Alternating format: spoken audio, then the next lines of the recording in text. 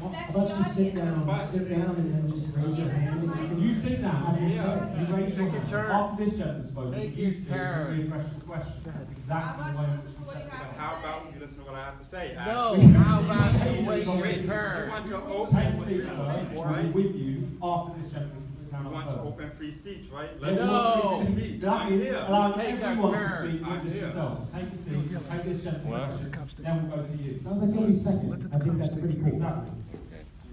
Cool, second is fine. Yeah. All right. I'll just Those of us, and then I'll be first, okay? those of us who favor free speech have the smartest, most articulate people on our side, as we can see. Yet, we have been on the losing side, both on college campuses regarding free speech and in the country regarding political power. Why? Very good point. Right, now we'll take this gentleman here. You did take a seat. You was- I don't need a microphone, but thank you. So how do you expect to embody an identity you've never lived in? Now, Camille, as a black man, you have identified with being a black man for most of your life, but how do you de-racialize yourself when you've seen the numbers? You know that, I hope that you know, that in the state of New Jersey, black people make up about 12% of the population, yet there's a 12-to-1 ratio for blacks to whites in prisons. Ryan, 35% of black people make up the prison system. But continue then. Brian, how do you really say that the left and the right are both equal, but Trumpism started out with Trump saying that all Mexicans are rapists and need to leave this country? So I'm not understanding how you want to disidentify us when our identities are what kind of make us now. Us being black men, we are targeted because of the color of our skin. We're not saying that our blackness has us share the same ideologies. We disagree now on politics and liberalism. I can tell, I've seen some of your interviews. Phenomenal speaker, but we differ greatly with our ideologies. And that's not because I'm black and you're white, we're both black men. How do we stand with this making college campuses unsafe spaces? How can any of you, how can anybody in this room truly be fine with becoming an unsafe space? The notion of unsafe should not enter anybody's mind. Thank you very much. Again, you At are this here, point, right? at this point, At this point, I'm going to continue, but thank you. No, but actually, you're not running this meeting, so I'm going to take But some I'm questions. here Who else to wants make to free speak? speech. I would love I to really, speak. I don't, we'll have one over here, yes. All Tell me right. how this is working. Can we get a So- microphone to this? please? My comment is based off of, no, it's fine, thank you. I won't shut you down, thanks. Yeah, I don't need it. I think I'm loud.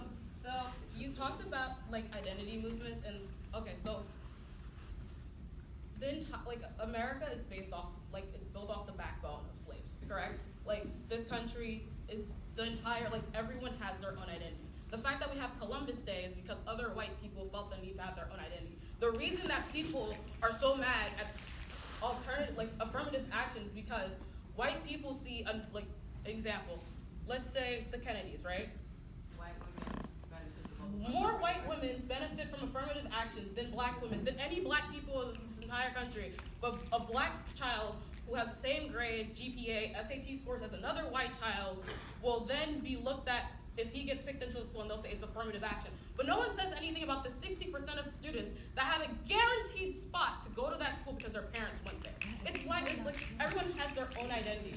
And the best way that people benefit from it is having other people as the other. When there's an other people benefit. So we can't sit here and pretend that like if we throw away all our identities, it'll make a difference. Like I'm Pentecostal, I'm Haitian, my parents are immigrants, but I still have to identify with the fact that I am a black woman living in America and I have certain privileges for the fact that like I am a straight black woman in America. I do not face the same consequences that cisgender women in this country face. I do not feel like the same pain that other people, like Muslim women in this country feel because I am Pentecostal. You have no right, if you are not a part of that religion, to look at someone else and tell them that they are oppressed. It is not your place to tell someone that they are in their own religion, that they are oppressed, especially when you don't believe in it. Thank you very much. Point well made. If there's no one else have any more?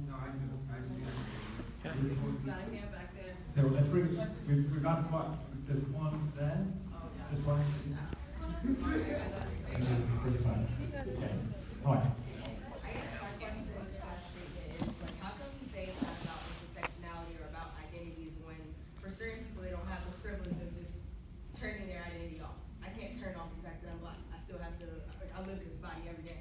I feel like to tell people that it's not about their identity, they have to separate that aspect of it from their emotions and how they feel about things.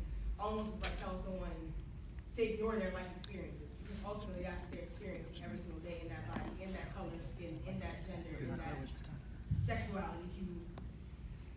Regardless, actually not necessarily every identity is visible, but in terms of people who have visible identity, it's very hard to tell them or expect them to erase that identity or separate that from the way that they view certain politics or experiences, because honestly, like, that's like telling someone that they didn't experience what they experienced. Like, I experienced racism today, and it was based strictly on my race. Like, I can't sit tomorrow and say, oh, okay, well, racism is a problem, but like I'm saying it's not because I'm black. Like, I don't know, I just feel like it's very hard to separate identity from politics when people are forcibly within their identities. Thank you very much. Well, I am going to come back out, guys, because right now, plenty of to bring back on panelists. Responsibility for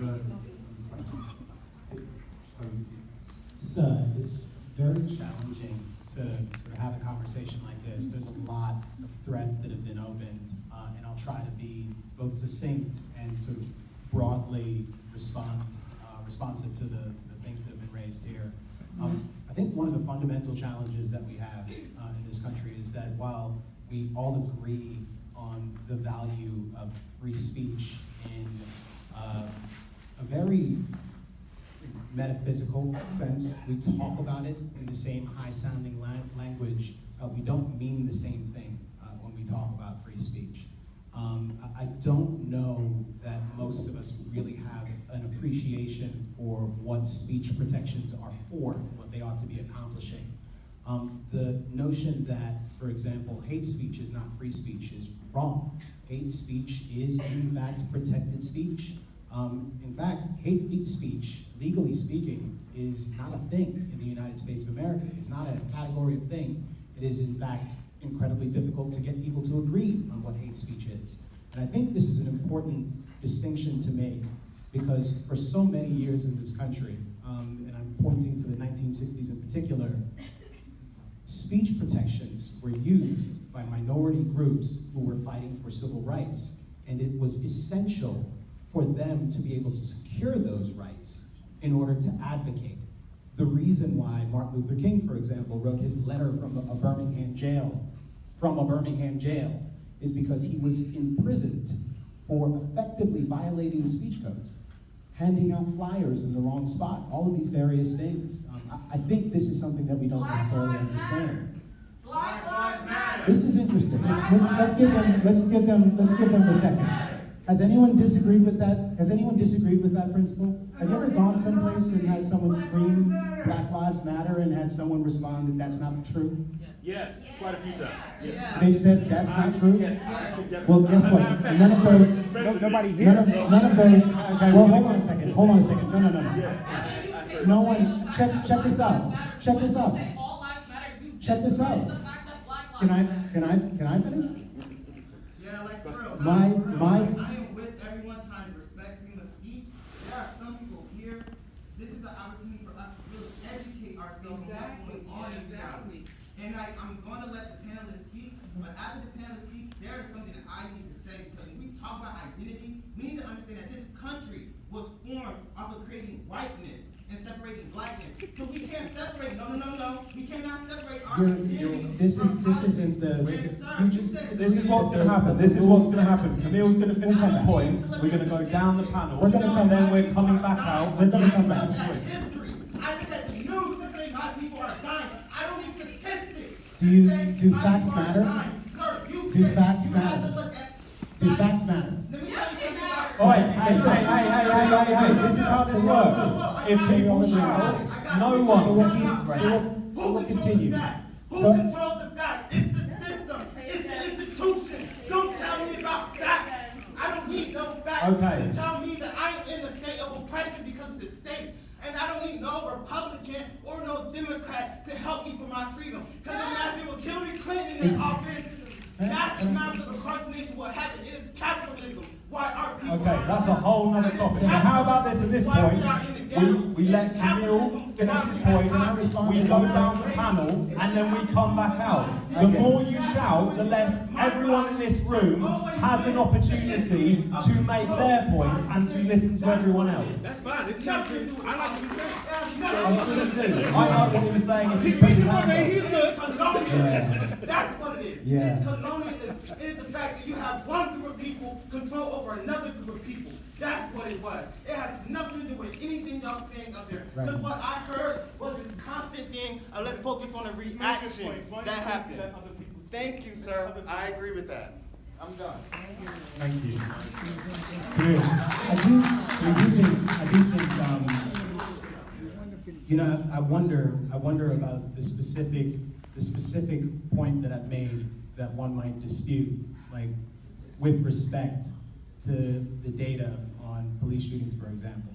And I wonder about that because it seems odd to me for one to invest themselves in a concept that they agree has been contrived and invented, right? Like, I suspect most of the people here would not be particularly excited if Richard Spencer was to walk into the room. And you might not really want him to come here and talk, because were he to talk about race, he would talk about the fact that it's a source of pride, the fact that he believes it's a source of power, the fact that he believes that his race is beautiful. The fact that one can make those claims about whiteness and one can immediately recognize just how retrograde and backwards it is to talk about race in that way. And that one can make the same claims about some other race and not recognize how retrograde those ideas are. What's retrograde isn't the embrace of whiteness, it's the embrace of race. I care about the things that you care about. There is not a person in this room that thinks people should be dying unnecessarily. I care about mass incarceration. I think it's deeply problematic. But I also know that if the United States of America were to release every brown and black person from prison today, federal and state, can I finish my point? Can I finish my point? We're not even one panelist down yet. We're gonna go. Friday, if they were to release them all, the United States would still be, and I've made this point in a room full of conservative leaders, making it important for them to get it, that if they were to all be released from jail, the United States would still be 5th or 6th in the world in terms of its rate of incarceration. That's problematic. If we want to fix this problem, talking about it narrowly in terms of race is not going to help us get to solutions. We've been doing that for 3 or 4 years now, while Black Lives Matter has been very active since Ferguson. Talk to me about the federal reforms that have been achieved. There aren't any. That's problematic. I want to fix these problems too. My concern is that disrupting conversations like this makes it harder for us to solve those problems. Thank you.